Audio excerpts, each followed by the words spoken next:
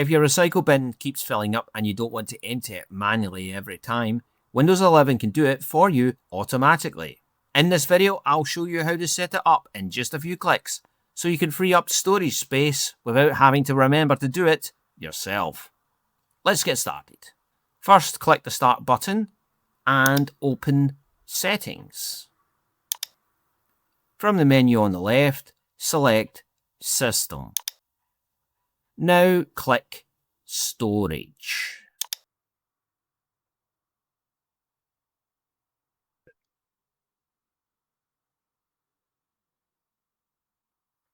Windows includes a feature called Storage Sense, which can automatically remove temporary files and edit your recycle bin on a schedule.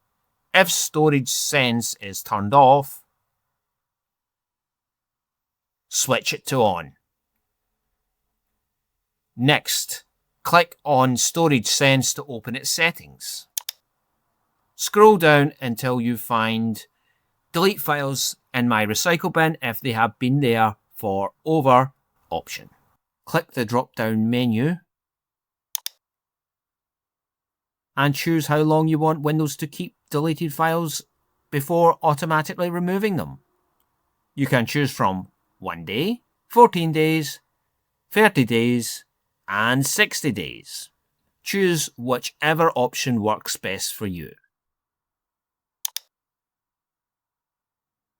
Keep in mind that once files are permanently removed from the recycle bin, they can't be restored through Windows. So make sure you leave enough time in case you need to recover something by mistake.